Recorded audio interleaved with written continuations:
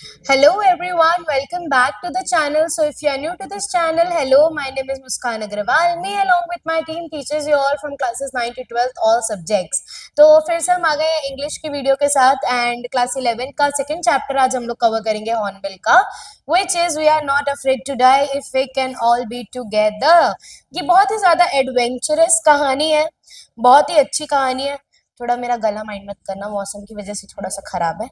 तो इसमें जो ऑथर रहते हैं वो अपनी विश जाहिर करते हैं कि उन्हें भी full James cook type pirates Caribbean वाली फील लेनी है, उन्हें भी शिप चलानी है, शिप को सेल करना है, शिप में अपना एक हॉलीडे बिताना है।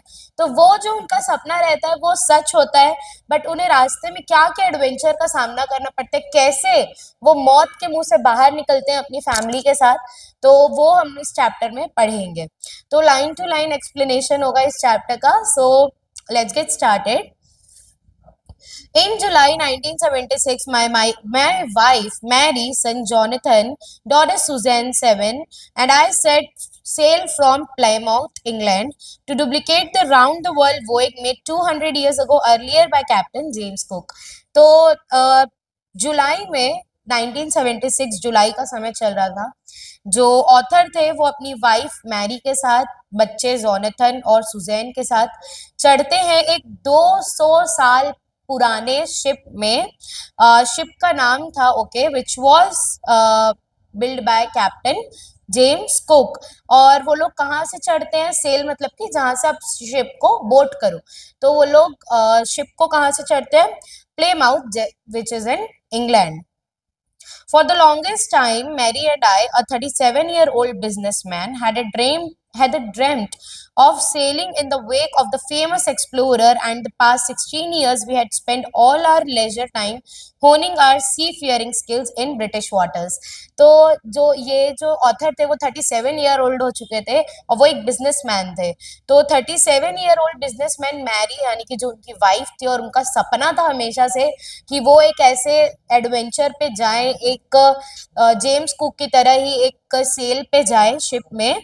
तो वो उनका सपना सच हो रहा था और पिछले 16 साल उनकी शादी को हो चुके थे। 16 साल से वो लोग होनिंग मतलब कि अपना स्किल को बेस्ट करना, आपका अगर कोई इंटरेस्ट है उस पर अगर आप एक स्किल हासिल करते हो, बेस्ट ट्राई करते हो अपना, that's what honing is.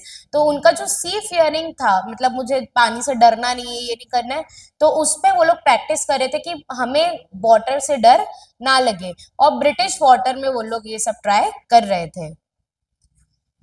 Our boat, Wave Walker, a 23-meter 30-ton wooden hulled beauty, और उनकी जो बोट थी वो उसका नाम था Wave Walker, which was 23 meters long and 30 ton का उसका बोट का वजन था, और वुडन की वो बोट बनी हुई थी, had been professionally built and we had spent months fitting it out and testing it to the roughest weather we could find.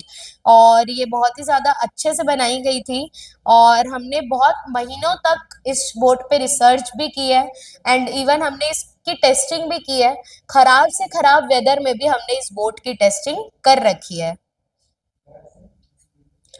The first leg of our planned 3-year 105,000 kilometer journey passed pleasantly as we sailed down to the west coast of Africa to Cape Town.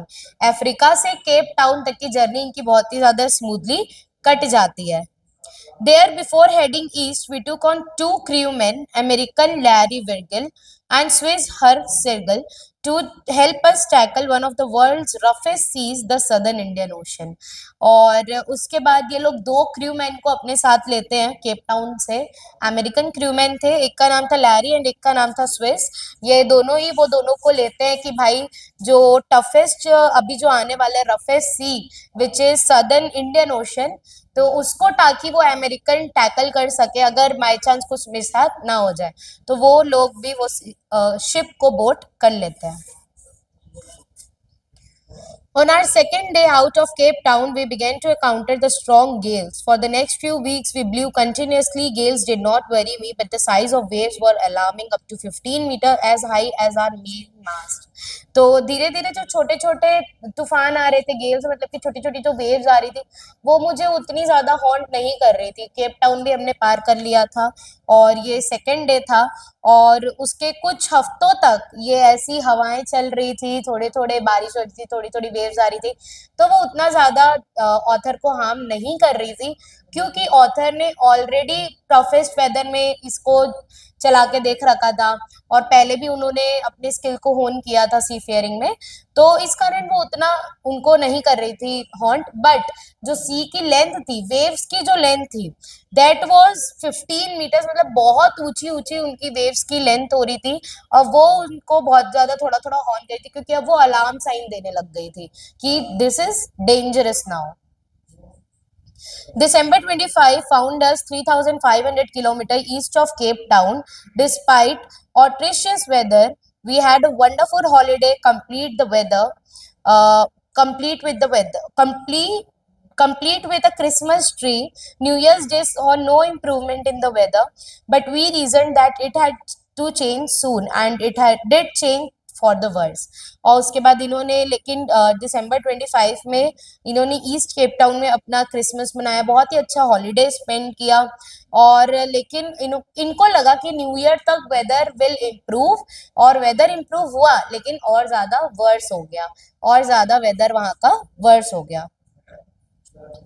Eight dawn on January 2, the waves were gigantic, यानी कि जनवरी की अब बात करते हैं author कि जो waves आ रही थी वो इतनी बड़ी थी, इतनी ग्रैंड थी, इतनी जाइंजेटिक थी। जाइंजेटिक मतलब कि जाइंट वेव्स आ रही थी।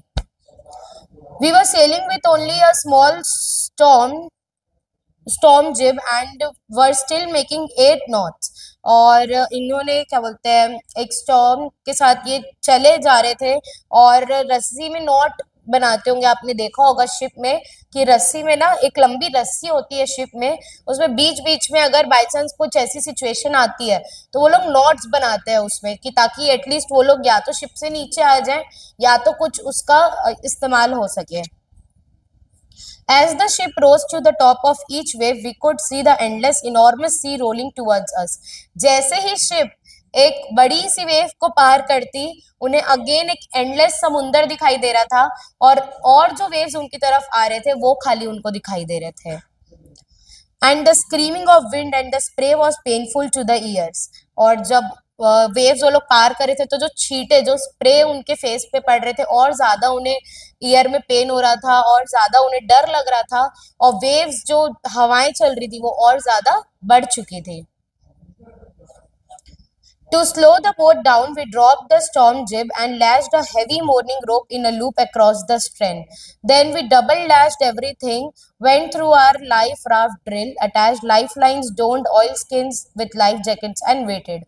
अब जब इनको लगा कि अब सिचुएशन आउट ऑफ कंट्रोल होने वाली है, तो इन्होंने वो रस्सी फेंकी, अपने लाइफ जैकेट्स पहन लिए, और अपने स्किन को ड्रेंच कर लिया ऑयल्स में, और राफ्ट निकाला। राफ्ट आपने ऋषिकेश वगैरह में देखा होगा, रिवर राफ्टिंग होती है, तो उसमें जो वेव्स में जो राफ्ट रहती है ट्यूब की, वो उन्होंने निकाल ली, और रस्सियां भी पकड़ ली थी कि अब मैं हमें अगर हो सकता है इमरजेंसी में बोट को छोड़ के हमको राफ्ट में जाना पड़े, और लाइफ जैकेट भी उन्होंने पहन ली थी।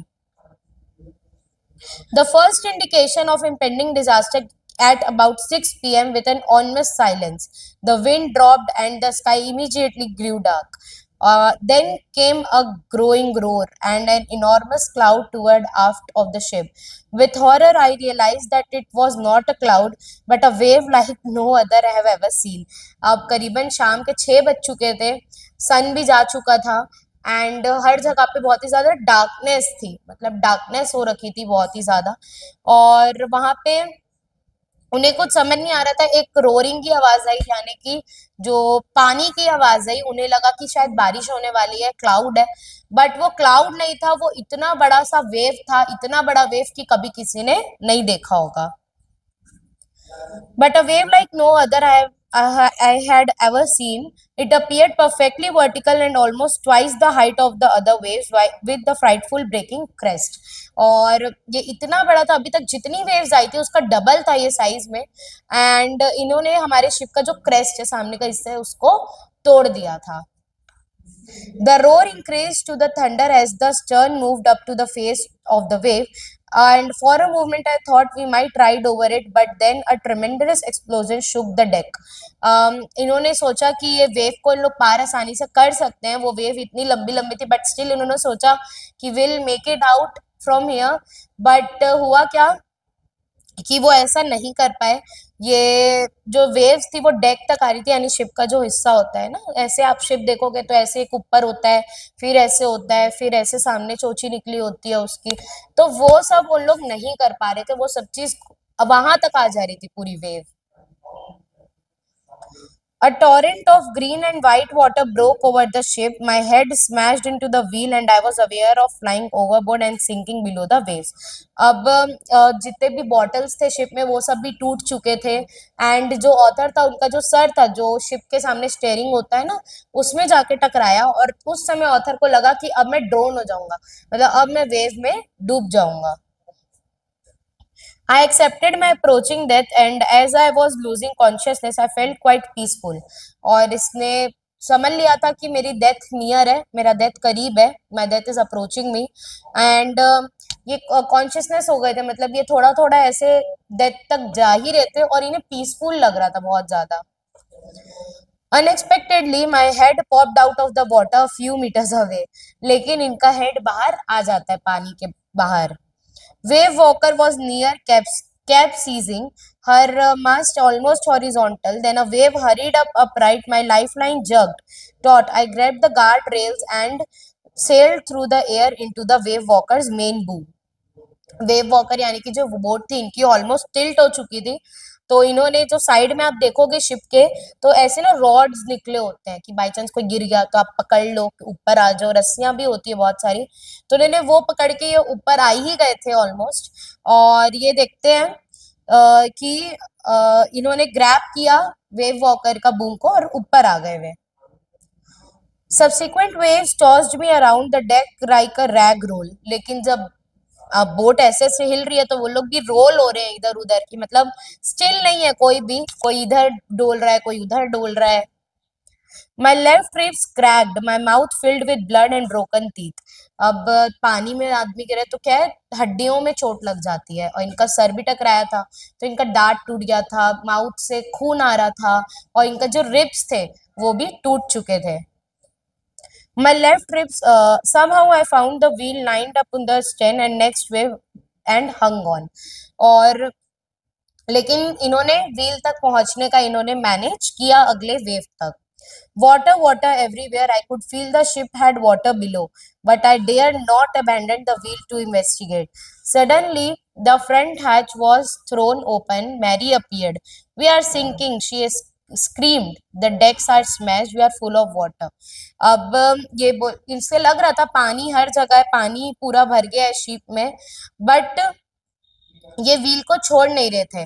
पर जैसे ही थोड़ा सा वेव हटा, इन्होंने देखा कि मैरी थी वहां पे, और मैरी चिल्ला रही, जो इनकी वाइफ थी वो चिल्ला रही वी आर सिंकिंग, मतलब कि हम डूबने वाले हैं, क्योंकि डेक में पूरा पानी भर चुका था, शिप की जो डेक होती है नीचे का हिस्सा उसमें पूरा पानी भर चुका था और अब वो लोग डूबने वाले थे। Take the wheel, I shouted as I scrambled from the hatch. Larry and Herb were pumping like madman, मतलब वो वाटर पंप कर रहे थे शिप के बाहर, शिप के बाहर वो वाटर पंप कर रहे थे। एंड लैरी और हब वही है जो उन्होंने केप टाउन से दो अमेरिकन को अपने शिप में लिया था, तो that were Larry and hub, और लैरी और हब पंप आउट कर रहे थे वाटर को। जब डेक में पानी भर गया था शिप के, तो वो लोग पानी को बाहर निकाल रहे थे, कंटिन्यूअसली बाहर निकाल रहे थे। Broken timbers hung at crazy angles. The whole starboard side bulged inwards. Clothes, crockery, charts, stains and toys sloshed about in deep water. सब चीज डूब चुका था, क्लोथ्स, क्रॉकरी, उनके बच्चों के टॉयज, सभी चीज पानी में डूब चुके थे। I half swam, half crawled into the children's cabin. और पानी इतना भर चुका था कि ये आधा चल रहे थे और आधा स्विम करके इनको जाना पड़ रहा था, और ये ले दे के अपने बच्चों के कैबिन कमरे तक पहुंचे। Are you all right, I asked. Yes, they answer from the upper bunk. तो ये इन्होंने दूर से पूछा कि तुम ठीक हो, अपने बच्चों से तुम लोग ठीक हो? तो इनके बच्चों ने दूर से आंसर किया, yes daddy we are all right. But my head hurts a bit said Sue. इनका जो डॉटर थी सुजैन, वो कहती है कि मेरे हेड में लग रहा है, यानी कि माई हेड इज हर्टिंग, क्योंकि वो लोग ऊपर चढ़ के बैठे हुए थे तो वहां से उनका हाइट नहीं हो रहा था, तो they were like my head is hurting, pointing to a big bump above her eyes. I had no time to worry about bumped heads. After finding a hammer, screws and canvas, I struggled back on the deck. और ये आए थे hammer वगैरह लेने के लिए, हथौड़ा वगैरह लेने के लिए, वो सब उन्होंने लिया और वापस वो जहाँ डेक में पानी भर रहा था ना, वहां पे वापस चले गए. With the starboard side bashed open, we were taking water with each wave that broke over us. If I couldn't make some repairs, we would surely sink. अब इतने सारे होल्स हो चुके थे पूरे शिप में कि ऑथर को लगा कि अब मैं अगर रिपेयर नहीं करा मैंने कुछ होल्स को, जिस तरीके से वेव्स पे वेव्स आई जा रही है, अगर मैंने कुछ होल्स को रिपेयर नहीं करा तो हम लोग श्योर है कि हम लोग डूब जाएंगे. Somehow I managed to stretch canvas and secure waterproof hatch covers across the gaping holes. और उसके बाद ये कैनवास उन्होंने वाटरप्रूफ कैनवास वहां पे थे, तो उसको somehow उन्होंने मैनेज किया कि होल्स के ऊपर अटैच कर दे स्क्रू के साथ. Some water continued to stream below, but most of it now being deflected over the side. पानी डेक में और ज्यादा भरता जा रहा था, लेकिन कई पानी नीचे से साइडवेज से गिर भी रहा था. More problems arose when our hand pump started to block up with the debris floating around the cabins and the electric pump short circuited. Electric pump जो था, जो पंप से लैरी लोग पानी निकाल रहे थे, वो पंप शॉर्ट सर्किट हो चुका था, क्योंकि इलेक्ट्रिसिटी से वाटर कांटेक्ट में आएगा तो शॉर्ट सर्किट तो हो गई. तो जिस इलेक्ट्रिक पंप से वो लोग पानी निकाल रहे थे डेक से, वो भी शॉर्ट सर्किट हो चुका था. अब उनके पास सिर्फ हाथ से पंप करके पानी को बाहर निकालने का ऑप्शन था. द वाटर लेवल रोज. अब वाटर लेवल बहुत ही ज्यादा बढ़ चुका था. Back on the deck I found that our two spare hand pumps had been wrenched overboard along with the forestay sail, the jib, the dringles and the main anchor. जितनी भी जरूरत की सामान थी जो शिप में रखती है, इवन जो हाथ वाले जो पंप थे बिना इलेक्ट्रिसिटी वाले, वो सब भी सब डूब चुके थे. Then I remembered we had another electric pump under the chart room floor. और तब उसे याद आया कि हाँ, मेरे पास एक और इलेक्ट्रिक पंप है दूसरे फ्लोर में. I connected it to an out pipe and was thankful to find that it worked. So इसने again वो पंप को कनेक्ट किया और वो काम करने लगा, और उसके लिए वो बहुत ही ज्यादा थैंकफुल था. The night dragged on with an endless, bitterly cold routine of pumping, steering and working the radio. अब वो रात उनकी पूरी पानी को पंप करने में, निकालने में, यही सब चीज में चली गई. We were getting no replies from our mayday calls. mayday calls मतलब कि जो हेल्प के लिए उन्होंने कॉल की थी, उनसे भी उनको सिग्नल भेजे थे, कोई रिप्लाई नहीं मिल रहा था. Which was not surprising in this remote corner of the world. और ये उनके लिए सरप्राइज की बात नहीं थी, क्योंकि वो लोग एक सुनसान जगह पे थे, वर्ल्ड के सुनसान जगह पे थे, तो वैसी जगह पे अगर रिप्लाई एक्सपेक्ट करना was not okay.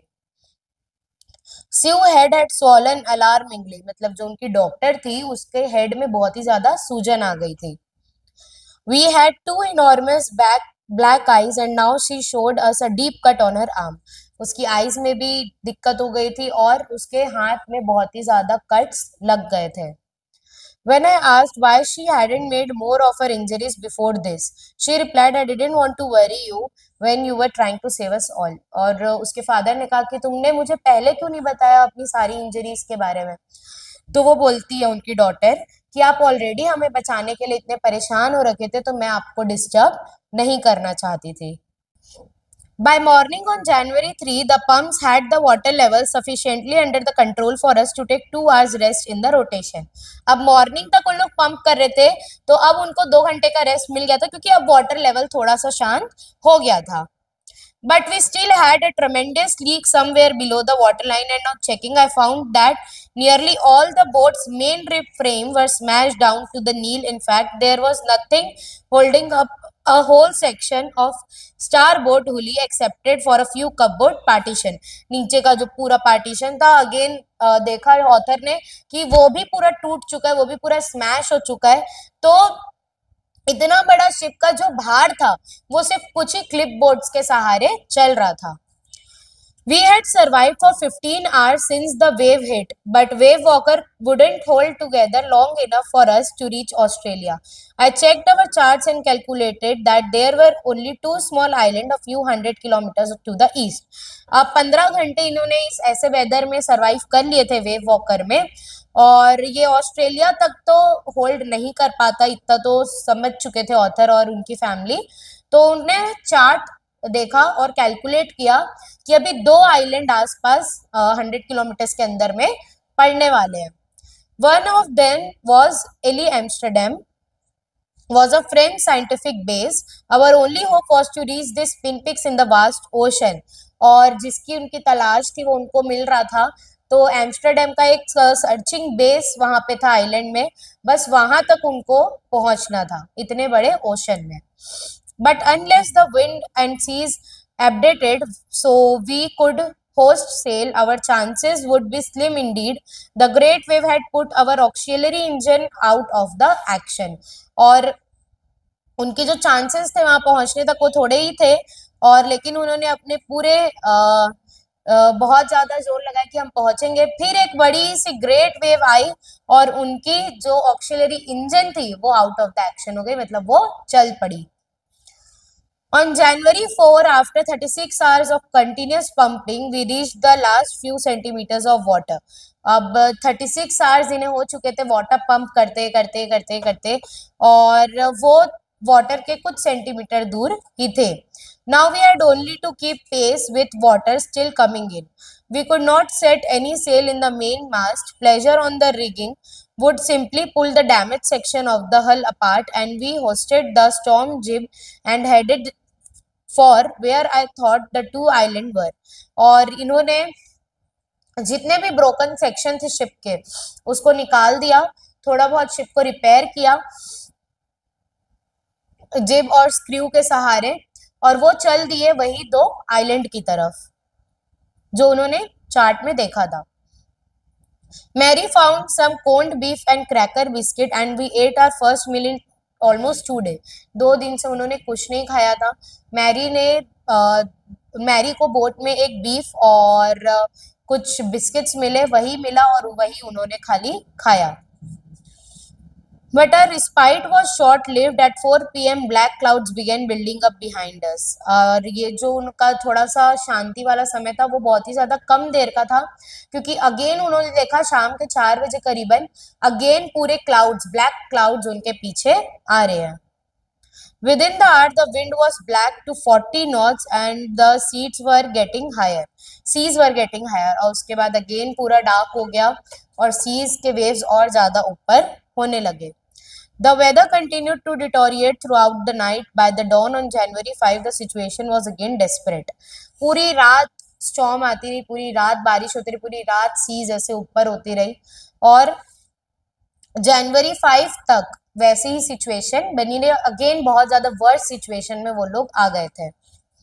When I went in to comfort the children, John asked, "Daddy, are we going to die?" और जब ये अपने बच्चों से मिलने गया तो उसका जो बेटा था ऑथर का, बेटे ने पूछा कि पापा क्या हम मरने वाले हैं? I tried to assure him that we could make it, और ऑथर ने ट्राई किया अपने बच्चे को श्योरिटी देने का कि नहीं, हम कर सकते हैं, हम नहीं मरेंगे, we are not gonna die. But daddy, he went on, we aren't afraid of dying if we can all be together, you, mummy, Sue and I. उसने कहा कि डैडी, हम लोग मर नहीं सकते, अगर हम चारों एक साथ एकजुट हो जाए तो हम चारों मर नहीं सकते, which was मैं, मम्मी, सुजैन और आप। I could find no words with such which to respond, but I left the children's cabin determined to fight the sea with everything I had. और उसके पास कोई भी वर्ड नहीं थे कि वो अपने बच्चे को कुछ बोल पाए, वो बस वो बच्चों का कैबिन छोड़ देता है और जाता है अगेन ऊपर सी की तरफ, और फिर से कोशिश में लग जाते कि जो कुछ भी बन पाए उससे जितना भी बन पाए वो अपने बच्चों के लिए करेगा और सबको सेफ करेगा। To protect the weakened starboard side, I decided to heave to the undamaged port hull facing to upcoming waves using an improvised sea anchor of heavy nylon rope with 22-liter plastic barrels of paraffin. अब जिस side टूट रखी थी सी, उस side को सी की तरफ ना फेस करके जो साइड नहीं टूट रखी थी उसने डिसाइड किया हम वो साइड को फेस करेंगे। और जो सी का एंकर था, एक ऐसे करके जो सेल बने रहते हैं ना सी में, उसको एक नायलॉन रोप से 22 लीटर्स ऑफ प्लास्टिक पैराफिन से वो लोग खींच रहे थे। That evening, Mary and I sat together holding hands as the motion of ship brought more and more water in through. और जैसे जैसे शिप और मोशन में आ रही थी, पानी और ज्यादा अंदर आते जा रहा था शिप के, तब वो इवनिंग मैरी और ऑथर एक दूसरे का हाथ पकड़ के बैठे हुए थे। We both felt it was and very clear and was very clear, और वो दोनों को लगा कि ये हमारे जीवन का अंत है। But Wave Walker rode out of the storm by the morning of January 6. With the wind easing, I tried to get the reading on the sextant. Back to the chart room, I worked on the wind speeds, changes of course, drift, and current in an effort to calculate our position. अब जनवरी 6 तक wave walker ने survive कर लिया था, यानी उनकी boat ने survive कर लिया था। उस समय तक थोड़ी हवा भी कम हो गई थी, थोड़ा सा इजी हो गया था मौसम। वो अगेन जाते हैं अपने चार्ट रूम में और मौसम का एनालाइज करते हैं, विंड की स्पीड को देखते हैं और जो चेंजेस करने हैं उसको एनालाइज करते हैं कि भाई उनकी शिप की पोजीशन क्या है, नॉर्थ साउथ ईस्ट वेस्ट, वो सबको वो एनालाइज करते हैं। The best I could determine was that we were somewhere in 1,50,000 kilometers of the ocean looking for 65 kilometre wide island. और ये लोग वो बोले कि बस मैं इतना ही डिटरमाइन कर पाया कि हम लोग ओशन के इतना दूर है और 65 किलोमीटर चौड़े आइलैंड को हम खोज रहे हैं। While I was thinking, Sue moving painfully joined me. The left side of her hand was now very swollen and her blackened eyes narrowed to slits. She gave me a card she had made. और जैसी वो ये सब सोच रहा था, उसकी बेटी आती है उसके पास पेन में और लड़खड़ाते लड़खड़ाते उसकी जो लेफ्ट साइड में जहाँ पे कट लगा था वो पूरा अब सूज चुका था, उसकी आईज पूरी सूज चुकी थी और फिर भी पूरी काली हो चुकी थी उसकी आईज, तो भी वो उसे कार्ड बनाती है अपने पापा के लिए और वो उसको कार्ड को देती है। On the front she had drawn caricatures of Mary and me with the words, here are some funny people. Did they make you laugh? I laughed a lot as well. Inside was a message. Oh, how I love you both. So this card is to say thank you and let's hope for the best. Somehow we had to make it. उसके बाद उसमें दो characters बने रहते हैं, एक Mary का और एक ऑथर का, और वो देती है कार्ड वो बेटी, अंदर में एक मैसेज होता है कि I love you both and वो कार्ड एक थैंक यू कार्ड होता है और उसमें लिखा होता है कि we did our best and let's hope for the best, और हम यहाँ से आगे निकल जाएंगे, will make it through. I checked and rechecked my calculations. We had lost our main compass and I was using a spare which I had not been corrected for magnetic variation. उसने बार बार अपने calculation को check किया कि हम कहाँ पहुंचे हैं, कितनी दूर आइलैंड है, क्या विंड स्पीड है, क्या है, क्योंकि उन्होंने ऑलरेडी एक कंपास को खो चुका था और ये लास्ट उनके पास एक ऑल्टरनेटिव कंपास था। I made an allowance for this and another estimate of the influence of westerly currents which flow through the part of the Indian Ocean. और इन्होंने किया कि अभी जो वेस्ट से currents flow होने वाले इंडियन ओशन में। About 2 p.m. I went on the deck and asked Larry to steer a course of 185 degrees. If we were lucky, I told him with a conviction I did not feel. He could expect to see the island at about 5 p.m. ये 2 p.m. दोपहर के 2 बजे जाते हैं ऊपर deck में और Larry से पूछते हैं कि हम कहाँ पे कैसे हैं, तो वो बताता है लैरी इसे और बोले कि अगर हम लकी रहे तो हम शाम के 5 बजे तक उस आइलैंड में पहुंच जाएंगे। Then with a heavy heart I went below, climbed on my bunks and amazingly dozed off. When I woke it was 6 p.m. and then growing dark. I knew we must have missed the island. और ये नीचे जाके फिर सो जाते हैं शांति से। लेकिन जब ऑथर उठते हैं तो 6 बज रहे होते हैं, तो इन्हें लगा, और फिर से अंधेरा हो जाए रहता है, तो इन्हें लगा कि हमने आइलैंड को मिस कर दिया। And with the sail we had left we couldn't hope to beat back into the westerly winds। और उसने कहा कि जितना उन लोग पार करके आए हैं वापस उस विंड्स में उन लोग नहीं जा सकते। At that moment, a tousled hand appeared in my bunk. Can I have a hug? Jonathan asked. Sue was right behind him. एक उसके जब ये सब सोच ही रहे होते हैं ऑथर, तो आते हैं जॉनथन अंदर, उनके जो बच्चे रहते हैं, और स्यू मतलब उनकी जो डॉटर रहती है वो उसके पीछे रहते हैं, और उसे पूछते हैं कि कैन वी गेट अ हग, क्या मैं आपको हग कर सकता हूँ। Why am I getting a hug now? I asked. Author पूछते हैं कि अभी क्यों मुझे हग कर रहे हो। Because you are the best daddy in the whole world and the best captain, my son replied। और उनके बेटे ने कहा कि क्योंकि आप दुनिया के सबसे बेस्ट फादर हो और दुनिया के सबसे बेस्ट शिप के कैप्टन हो। Not today, John, I am afraid। और इसके जो ऑथर थे वो बोलते हैं कि आज नहीं बेटा, आज मैं बहुत डरा हुआ हूँ। Why you must be, said Sue in a matter of fact voice। You found the island। और स्यू ने कहा सुजैन ने कि क्यों आप डर रहे हो, क्यों आप अफ्रेड हो। हमने आइलैंड, यानी कि आपने आइलैंड खोज लिया है। What? I shouted। इन्होंने चिल्लाया, क्या सही में। It's out there in front of us, they caused as a big as battleship। और उन्होंने कहा दोनों ने कि देखो सामने में आइलैंड है। I rushed on deck and gazed with a relief of the stark outline of the L Amsterdam. और जो आइलैंड था उसके आउटलाइन में वो लोग थे, और वहां जाके उन्हें बहुत ज्यादा रिलीफ मिलता है। It was only a bleak piece of volcanic rock with a little vegetation, the most beautiful island in the world. और वहां पे कुछ नहीं था, बस एक वो रॉक था, वॉल्केनिक रॉक था, और थोड़ी थोड़ी वेजिटेशन थी, थोड़े बहुत पेड़ पौधे और थोड़े बहुत कीड़े मकोड़े, ये वेजिटेशन थी। लेकिन उस समय वो वर्ल्ड का सबसे ब्यूटीफुल आइलैंड लग रहा था ऑथर को। We anchored offshore for the night, and next morning all 28 inhabitants of the island cheered as they helped us ashore।